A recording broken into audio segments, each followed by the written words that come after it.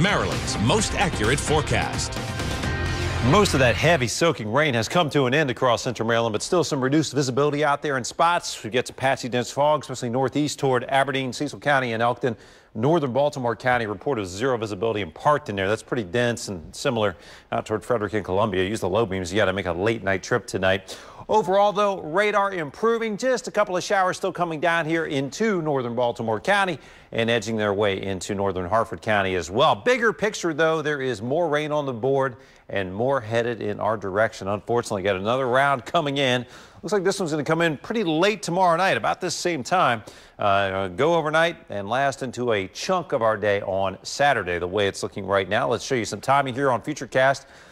Partly to mostly cloudy, I think just kind of murky early tomorrow, nothing more than patchy drizzle, but then the steadier, heavier rain rolls our way. Here it is, 10 o'clock tomorrow night, knocking on the door, overspreading western Maryland first and then the eastern shore, and looking like a soaking rain event, large area of low pressure right over Maryland as we go into Saturday morning. So it stays wet around here, at least through the first half to two-thirds of the day Saturday. Things may begin to clear out Saturday night. That's good news. Looks like the system will continue to push north and east for Mother's Day and allow this drier air to the west to move in. But it will be windy as winds wrap into that low pressure area as it moves up over northern New England. Well, temps held down today by rain, cooling, and cloud cover. Ugly day, I don't have to tell you that. 73 is normal this time of year. How about that? We were only 60 today, barely out of the 50s. Rain, cooling, a big culprit there. Boy, it was heavy and steady in Baltimore. We did taper it off this evening, though. And as we look at the current conditions right now, BWI 52 with humidity over 80% and almost no wind. That's where you can get into some patchy fog and mist out there that you're going to have to deal with on the road. Air temps now chilly, low 50s, but nothing over the top here. More locally, some of our northwest suburbs actually down in the upper 40s now from Bel Air into Eldersburg.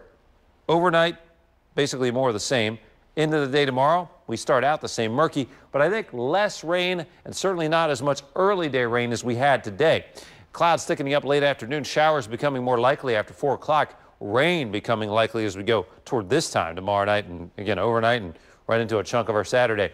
Air temps cool all over the northeast and the mid-Atlantic right now. You don't have to go too much further south, though, to find much warmer air down into the Carolinas. They're in the mid-90s today in South Carolina, but we are on that cool, warm air boundary now, and low pressure areas continuing to ride along the boundary. One more significant wave tomorrow and into Saturday. Now, long term, I want to talk about temperatures here.